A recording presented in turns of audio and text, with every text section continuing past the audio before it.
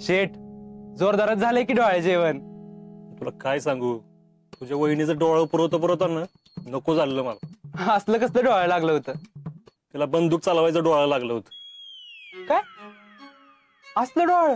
अरे खरंच तर, अरे त्याशिवाय कार्यक्रमच करणार नाही असं म्हणली. मग र काय केलं? अरे कुठनं तरी धडपड करून एक एअरगन पैदा केली आणि त्याच्याकडे घेऊन गेलो. तावा कुठं झालंय बाबा सगळं.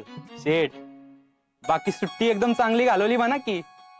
मग काय बाबा, आणि मिसेस फौजी लय डेंजर आहेत हे पुन्हा एकदा जाणवलं बघ मला.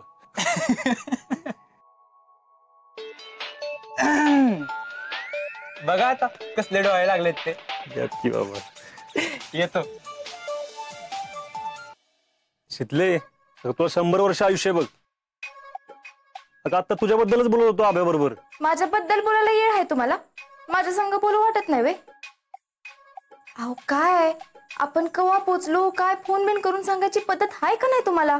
अगं आतमध्ये ते रेंजचा जरा रेंजचा प्रॉब्लेम असतोय, तिकडनं फोन लागत नाही, बाहेर जाऊन करायला लागतोय. अजून काय? अजून काय कुठं तवा, तुला तर सगळं माहितीच झालंय. बाकी समजा सामान नेलं नाही व्यवस्थित? आणलंय की. नक्की काही विसरलं बिसरलं तर नाही ना? एक गोष्ट राहिली की. सांगा बघू काय. तू म्हणजे तुम्ही दोघं. लाडात येऊ नका, नीट आठवून सांगा. काय नाही विसरलेलो, आणि हे बघ मी कधीच काही विसरत नाही. असं बर, मग नीट आठवा आणि ध्यानात आलं की मला फोन करून सांगा. ठेव ठेव, उगाच चेष्टा करू नको माझं काहीतरी विसरले म्हणून. बर.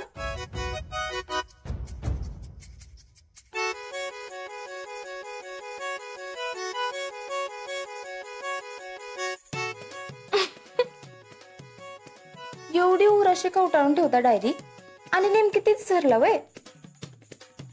बघू तर आत काय लिहिलंय. शितले,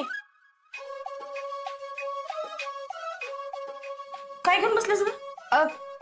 कुठं काय? बर, मी तुझ्यासाठी काढा केलाय, तेवढा घे बर का. काय आहे का ते? काय नाही. बरं राहू दे, काढा तेवढा आठवणीने घे.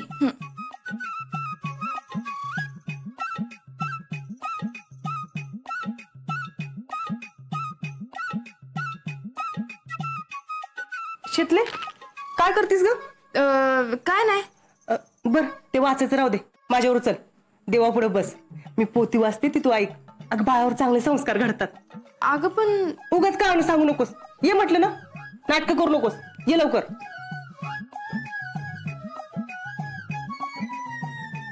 ह्या बायका ना, मामी असतं तर वाचतं तरी आलं असतं, ही अशी कटकट केली नसती माग माग.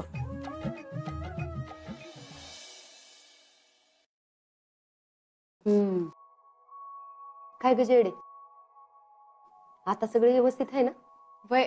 आणि काय ग, चाव्या तुझ्याकडेच आहेत का घेतल्या कुणी काढून? कोण कशाला तेव्हा काढून घेते? मी आपली खात्री करून घेतली ग. आणि होय ग, साहेबांचा फोन आलता का परत? वय आलेला की. अगं रोजच असतोय आमचा फोन, रोज सकाळ संध्याकाळ बोलणं होतेच. चांगलंच मुठीत घेतलंयस बरं का तू त्यांना. मम्मी आता तुझ्या चौकशा करून झाल्या असतील तर जेवायला सुरुवात करायची का? आता ग आपण दोघीच वे आणि आई साहेब? अगं त्यांना मग अशीच खोलीत नेऊन दिले मी, ते तिथंच जेवतात. मग भैयांना बोलव. मम्मी जेवायचं असेल तर जेव, उगाच माझं डोकं खाऊ नकोस. डोसकं खाऊ नको म्हणजे? बरं थांब, मीच बोलवती. भैया, ओ भैया, आओ भैया. काय हो मामी? हा काय नाही, जेवून घेऊया म्हणलं, या की. आम्ही बाहेर जाणार जेवायला, जेवा तुम्ही. अहो बसलं असतं की एकत्र. नाही, जेवा तुम्ही, आम्ही बाहेर जाणार. अहो आमच्या संग 2 घास खाल्ला असतं तर बरं झालं असतं. तुम्ही घ्या जेवण करून. हो अगं जेडे, अगं भैया गेले की बाहेर जेवायला. झालं का तुझं समाधान? रोजच आहे त्यांचं हे, म्हणूनच आवाज येत नव्हते मी त्यांना. मला माहिती होतं ते नाहीच म्हणणार. ते रोजच आहे म्हणजे? भैया असं रोज बाहेर जेवायला जातात? मग आता काय सांगते मम्मी मी? अगं पण तू बरी जाऊन देतीस. आता मी काय त्यांना धरून ठेवू का? अगं जेडे तसं नाही, पण ते का जातात बाहेर जेवायला? आणि आईसाहेब काहीच बोलत नाहीत वे त्यांना? आणि आईसाहेब नाही अगं मध्ये पडत, आणि जरी त्या काही बोलल्या तरी ह्या ऐकणार आहेत का? जेडे हे काय अजिबात बरोबर नाही बरं का. तू आधीच का नाही सांगितलंस मलाही? काय करणार होतीस तू? हा, त्यांना समजावून सांगणार होतीस का? किती दिवस करणार ग मम्मी तू हे? त्यांना त्यांची अक्कल यायला नकोय बाय. अगं लहान आहेत का ते आता? जेडे अगं तुला कळत कसं नाही? नवऱ्याने असं रोज रोज बाहेर जेवायला जाणं बरं नाही. नाही, काय तर करायला पाहिजे. मम्मी हे बघ, मला अजिबात कुठलंच लेक्चर देऊ नकोस. हे बघ, तू असं करू नकोस. ऐक माझं, तू तू एकदा बोलून बघितलंस का त्यांच्याशी? नाहीतर हे बघ, एक काम कर, तू ताई साहेबांशी बोल. अगं घरातल्या गोष्टी बाहेर का जाऊन सांगती म्हणून किती दंगा करतील ते माहिती का तुला? अगं पण काहीतरी केलंच पाहिजे की. आणि असं किती दिवस चालायचं? मम्मी गप जेवण कर आता.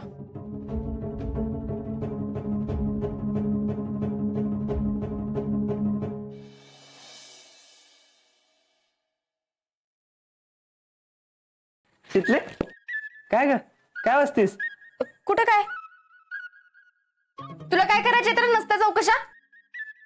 तू तुझं काम कर की, माझ्या गोष्टीत कशाला नाक खुपसतोयस? हो, पण अशी दुसऱ्याची डायरी चोरून वाचणं बरोबर नाही. तुला काय माहित ही डायरी आहे ते? सांगायला कशाला पाहिजे, ती दिसते की. दुसऱ्या कुणाची नाही, माझीच आहे. तू आणि डायरी लिहिणार? उभ्या आयुष्यात त्याच्यावरती विश्वास बसणार नाही मला. सौर्या लय होते बरं का आता. आणि तू जा की, तू जा तुझ्या कामाला. तुला काय करायचंय? होय जातो, पण शितले तू अशी दुसऱ्याची डायरी वाचशील? जातो का आता? जातो.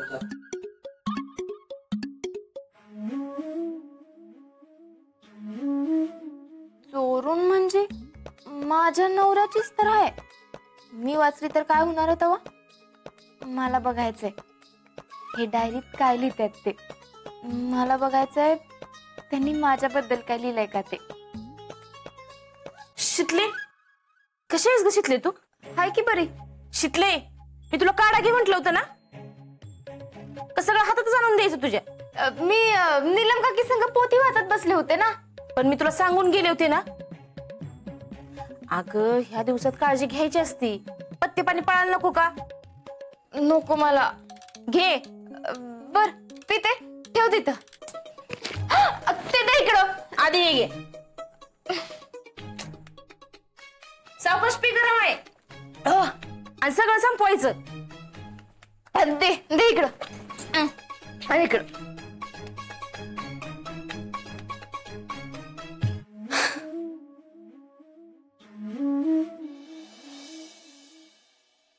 समाधानी अरे तिन्हीच्या तिन्ही पोरं घरात नाहीत तर घर कसं मोकळं मोकळं वाटतंय बघ. होय ग जीजी, घर कसं शांत शांत वाटायला लागलंय बघ. अगदी मनातलं बोललीस माझ्या. वय की गोकुळासारखं नांत घर असलं की किती बरं वाटतं. ही असं रिकामं घर काय बरं वाटतं मी जीवाला. पण जीजी थोडे दिवस थांब, तुझी परतुंड येतील का नाही तेव्हा बघ कसं घर भरल्यासारखं वाटेल. मग असं नाही वाटायचं शांत शांत. आणि जीजी कशा म्हणताल माहिती का? बया मला तर ह्या पोरांनी निस्ता वाट आणलाय. असं का म्हणतेस ग पुष्पे? समाधान ऐक ना, मला का नाही माझ्या परतुंडावर सोन्याची फुलं उधळायची लई इच्छा आहे बघ. आपण काय एवढं जागीरदार आहे वे? काय पाहिजे आणखी हाऊस तर म्हणायची. पुष्पे अगं तू जरा गप बसतीस का? तिला वाटतंय ना करावंस. जीजे तुला फुलं उधळायची वाटतात ना, वय मग करू आपण. करा, सगळं त्यांच्यासाठीच करा. हे असला काय तर उगाच विचार करतेस बघ तू. अगं आपल्या जेडीला बाळ होती की बघ, तेव्हा पण मी सोन्याची फुलं उधळणारच आहे. आता कुणाच ठाऊक वेळ येते का नाही. पुष्पे असं कसं बोलतेस ग तू? मग काय बोलू तर? पोरगीचं वागणं नीट आहे का? आज दुपारीच जाऊन आली मी तिच्याकडं. म्हणजे आज बी गेलतीस होय? आज मी म्हणजे काय मग जायला नको? पुरीचं काय चाललंय कसं चाललंय बघायला नको? आणि हे बघा, तुम्ही उगाच विषय दुसरीकडे नेऊ नका. जी मेन आहे ना ती ऐका. बरं बोल, काय झालं तिकडं? अहो जीजी, आज दुपारी मी तिच्याकडे गेली ना तर तिने मला जेवायला वाढलं. मग मी म्हणलं भैयांना बी बोलव, तर हू नाही का तू नाही. मग मीच हाक मारली भैयांना, तर भैया आलं आणि जेवायला बाहेरच निघून गेलं. जेवायला बाहेर गेलं? अगं मग त्या दोघांच्यात काहीतरी वाद झाला असेल. कुणास ठाऊक बाई. जयडीला विचारलं तर जयडी म्हणली त्यांचं हे रोजच आहे, रोजच बाहेर जातात असं जेवायला. हर्षवर्धन असं रोज बाहेर जेवायला जातात वे? मग काय तर. तिला बोलायला गेल्यावर तिने बी लावलं उडवून. आणि तिची इच्छा नाही आपण त्याच्यात मध्ये बोलावं म्हणून. आणि बघा की आई साहेब बी काय लक्ष देत नाहीत का, तर सगळा कारभार जयडी सोपवलाय म्हणून. अरे देवा. बघा की, अहो माझ्या तर पोटात गोळाच आला. कसं बस 2-4 घास खाल्लं आणि तिथनं निघून आली मी. समाधान्या, पण काय रे ही एका घरात राहून ही दोघं नवरा बायको एकमेकाशी बोलत नाहीत, कसं व्हायचं? जे ताईसाहेब जाताना जे ठरवून गेलेत का नाही, त्याच्यामुळेच हर्षवर्धन असं वागायला लागलेत. आपण जेडीला सांगूयात, सगळा कारभार एक नाही हर्षवर्धनच्या हातात दे आणि तू आपलं स्वयंपाकघर सांभाळ. तुम्हाला ना काय कळत नाही बघा, त्याच्यामुळे नसणार आहे काय झालं, ती वेगळंच काहीतरी कारण असेल. आणि हे बघा, तुम्ही ह्याच्यात लक्ष घालू नका. माझं मी बघते काय करायचं ते. तुझं तूच बघ, हा तुझं तूच ठरव आणि तूच कर, पण लेकीच्या आयुष्याचं वाटोळ करू नकोस म्हणजे झालं. वाटोळ करू नको म्हणजे? बघितलं का जीजी कसं बोलतात ती? आता मी पोरीच्या आयुष्याचं वाटोळ करीन का? पुष्पे, राहू देत, तू नग लक्ष देऊस. अगं रागाच्या भरात बोलला असेल, तू जरा गप बस की. पण जीजी, आता मलाच काहीतरी करायला पाहिजे बघा. या दोघांच्या मनात नक्की काय आहे हे समजायला पाहिजे. आई ग, मी जरा बाहेर वाढायला बसले, सारखी सारखी हाका मारू नगस. बरोबर.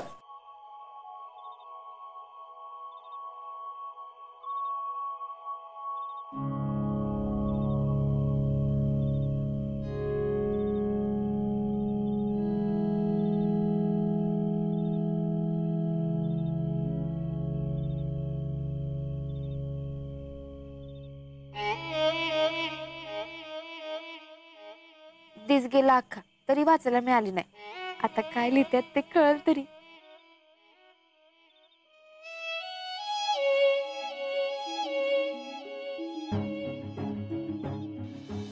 लय होते आजा, हे माहिती लय होते. लय मस्तीला आल्यागत करू नको. तू मस्तीला आलत करू नको. ए ग बस. हे जा, हल हे निघ. जा, चल हल. अरे बाबा नो, गप्प बसा की बाबा. दंगा करा असेल तर घरी जावा.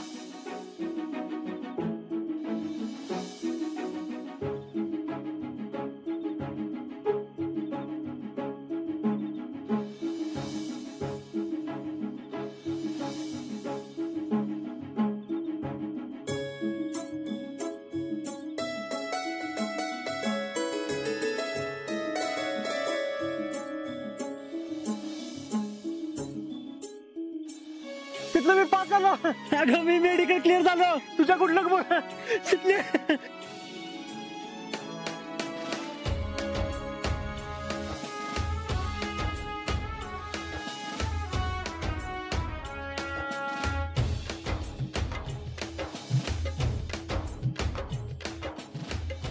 आजा,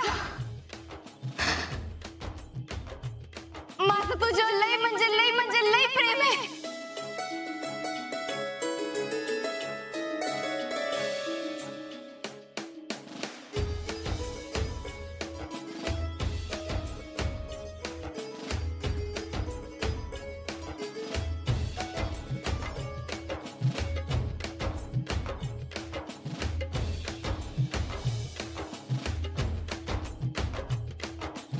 शीतलला सांगायचं होतं खरं तर, पण ती उगाच काळजी करत बसन. तिला सांगितलं नाही तीच बरं आहे, नाहीतर परत फोन करे पण तिला चैन पडणार नाही, तिला झोप लागणार नाही. ती लई विचार करत बसन. मला वाटलं बी नव्हतं की आल्या आल्या मला मिशनला जायला मिळेल, पण तशी संधी आली. वर पहाडात पॅरामिलिटरी आणि उग्रवाद्यांमध्ये चकमक झाली आणि त्यांनी एका जवानाला कॅप्चर करून तिकडेच कुठंतरी ठेवलं. पॅरामिलिटरीवाल्यांना हँडल होईना म्हणून हे मिशन आमच्याकडे आलं. त्या उग्रवाद्यांना कमी लेखून चालणार नाही, एवढा जवान बंदी करून ठेवलाय म्हणजे एक लहान चूक सुद्धा आपल्या जीवावर बेतू शकते. पण यासाठीच तर आपण एवढं सगळं केलं होतं ना. नशीब म्हणूनच एवढ्या लवकर मला संधी मिळते. आता अशा गोष्टी होणार. माणसांच्या भल्यासाठीच काही गोष्टी तुला सांगता येणार नाही. आता याची शीतलनं सवय करून घ्यायला पाहिजे.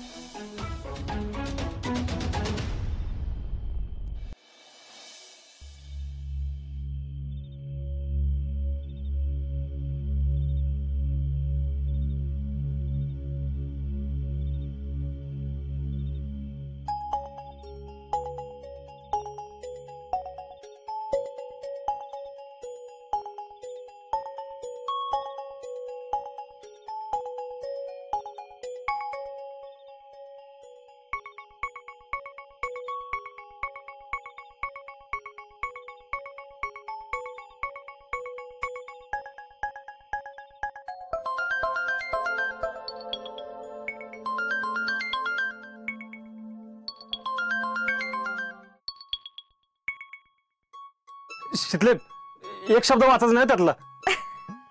काय काय झालं? वाचलीस ना तू?